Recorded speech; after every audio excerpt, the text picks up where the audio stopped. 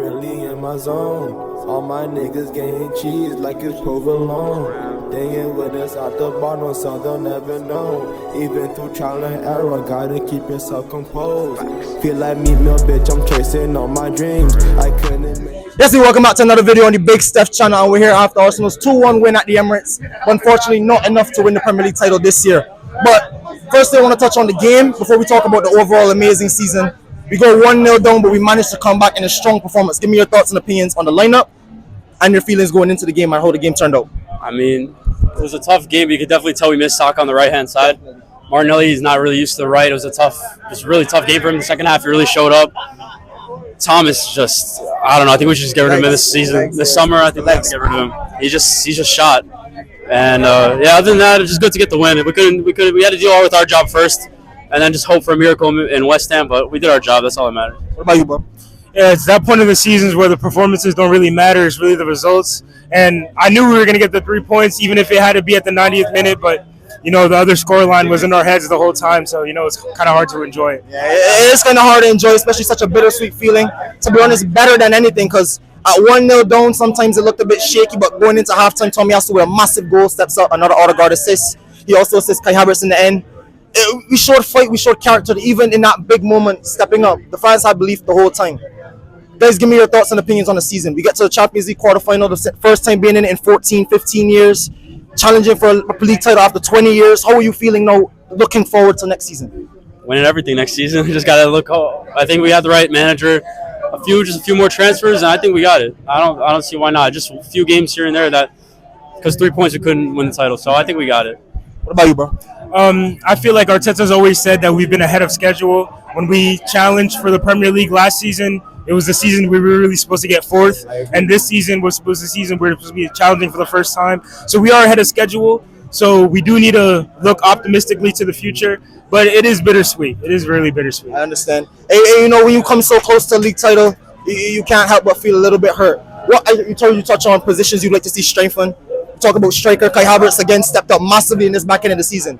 What positions are you looking to strengthen for Arsenal in the summer to get us over that hump? I think Saka needs competition on the right-hand side. A game like right now, we saw Martinelli isn't really. He's great, but on that right-hand side, we need somebody that's natural. Too predictable. Yeah. Exactly. We need somebody that's natural, more than one-dimensional. I think Trossard's great as that backup. As right now, I think we have to focus on that 9 and competition for Saka. What about you, man? What positions do you think Arsenal need to strengthen for next season to be back and challenging once again? I think we definitely need a DM, a very, very strong DM. I personally really like Kimmich.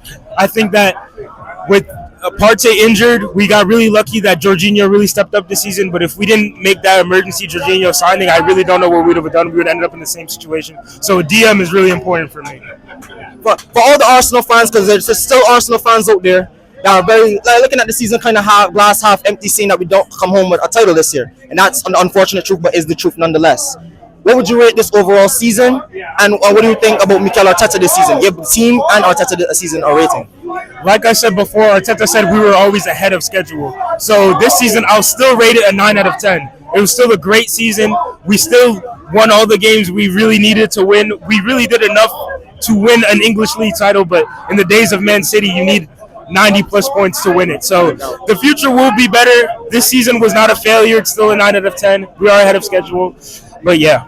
What about you? What would you give the season as a rating, and where do you think Arsenal will be back again next season? I know you talk about winning it all. What would you rate this entire season and Arteta? I think 8 out of 10 for both. I think there's some games where Arteta made some questionable subs, but other than that, there's not much to complain about. Quarterfinals of Champions League after so many years out, second place, competing when we really, like you said, ahead of schedule on everything. I'm just looking forward to next season. I think we can just build upon this just like we did last year. And I want all Arsenal fans, even you guys here next to me, pick your heads up, because I thought this is a massive season. It's a big opportunity, and we showed that we're ready to take that next step. Like you said, 1 or 2 more transfers, and I think this side, seeing Gabriel, seeing Saliba playing absolutely to a world-class level, Saka taking that next step. And I want this game to show the doubters that Saka is that important.